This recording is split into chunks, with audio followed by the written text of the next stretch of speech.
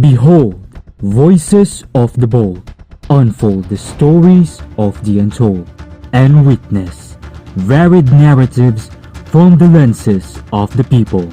This is EYE-CNU Normalize.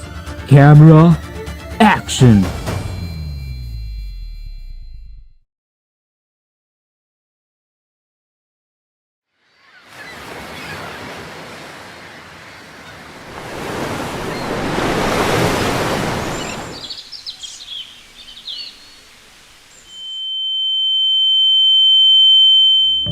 More than 7,000 islands scattered like pearls across the ocean. A million stories unheard from the coast. Like glitter, the seemingly unending blue sea shimmers with the accompaniment of the gentle sun's rays. Rich, we can say, but not everyone knows the underlying dilemmas hidden behind its fine physique.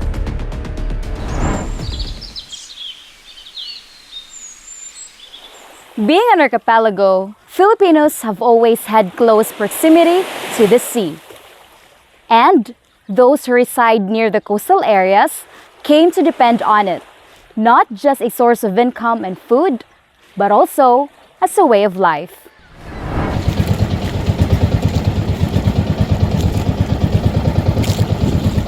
With an exclusive territorial water economic zone of 2,200,000 square kilometers, the fishery production volume of the country has shown a downward trend of negative 3.4% in 2021 compared to the previous year, according to the situation report released by the Philippine Statistics Authority. Fishing is an industry that significantly stabilizes the Philippines' food security, employment, and contributes to the country's gross domestic product or GDP.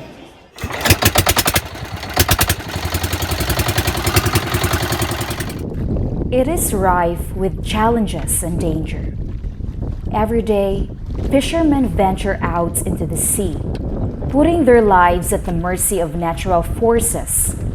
Braving winds that herald treacherous tides, they still sail onward, hoping to catch enough fish to help them live for the days to come. Yet, it seems that the fruit of their labor often do not live up to the perils they face.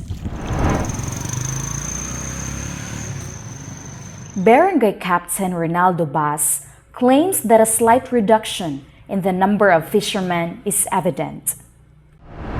So before sa pag-submit nila sa akong first term, doon natin 60 fishermen ngayon na submit, appeal na ang mga vendors. So pag second term na ko, doon na sila gisag medyo ni gamay. Kaya ang uban na narbaho naman po. So almost mga 50 plus na sad sila karon. Bass have also mentioned that the jobs these fishermen enter likely revolves around being tricycle drivers, industrial workers, and the likes.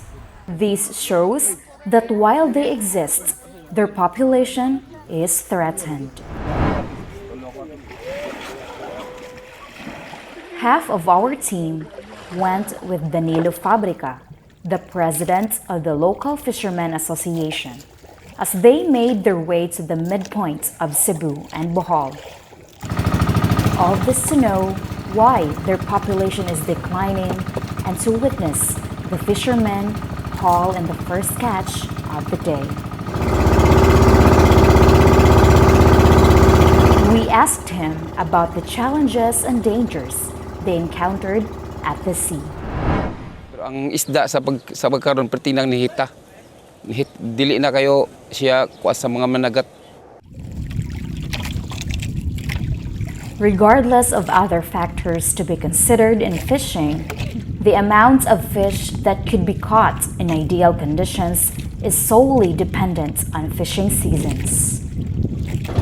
Unfortunately, not even their seafaring instincts can protect their property from the destruction left in the wake of natural disasters, such as the Super Typhoon Odette, whose intruding winds devastated Cebu last December 2021.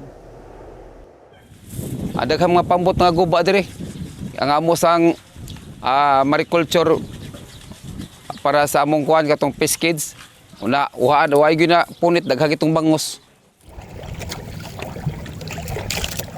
Fabrica also emphasized the delay of assistance even after the untimely horrors brought by Typhoon Odette.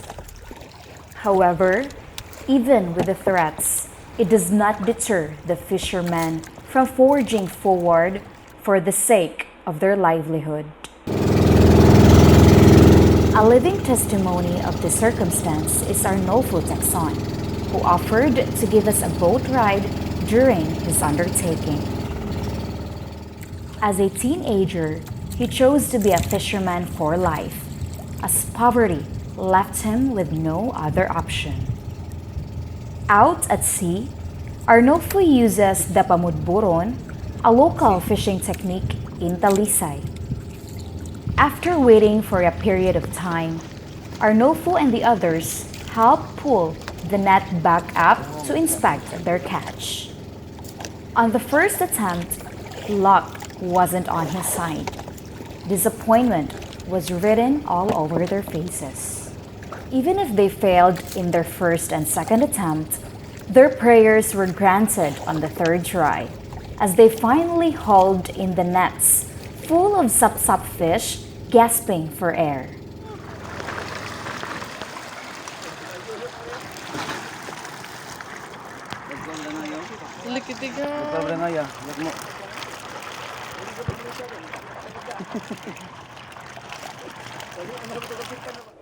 On shore, they proceeded to pick which fish to sell and should be brought home to be prepared on their tables.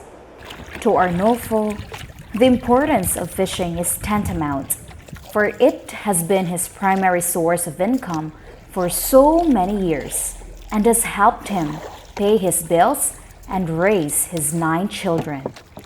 He is proud to say that he is able to provide for his family's needs through such noble profession. Kung importante yun ako panagat para mabuhay akong anak. Akong anak, ubay-ubay man siya, amnik buok. Nga, nangkamot na siya sa kuwan para madagko sila. Kung maka-eskwela sa sila po, kuwan, kalampo sa sila eskwela nila. Some of them, however, have different opinions when it comes to passing down the seafaring lifestyle to future generations.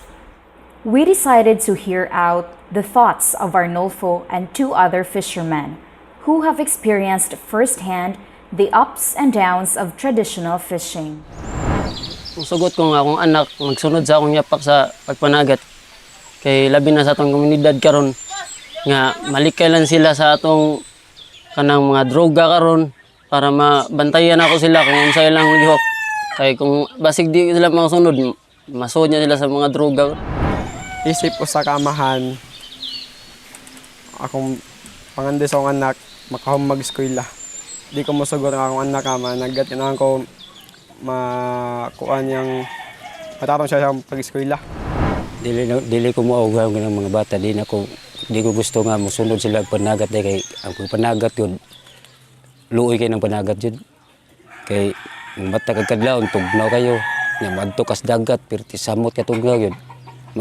Bisag sa karon pa lang di yugo gusto nga musunod sila dyan. Di yugo moawag nila kay luoy yung panagat yun.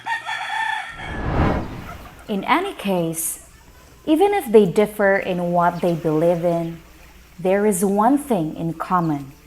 They are parents who only want the best for their children and wish that they get to live in a better situation than themselves. After all that's been said and done, one thing left for us to do is to unravel the plans in store for our sea heroes. Number 1, kung doon nagay mga dagkong mananagat nga mo managat sa atong area of responsibility, ato gyud report sa Bureau of Fisheries nga unta hunong mahunong na unta na. So aparte sila mga materyales sa panagat, ang barangay dunay nagtaga 100,000 a year para sa pagpapalit ug pamukot nila isip livelihood.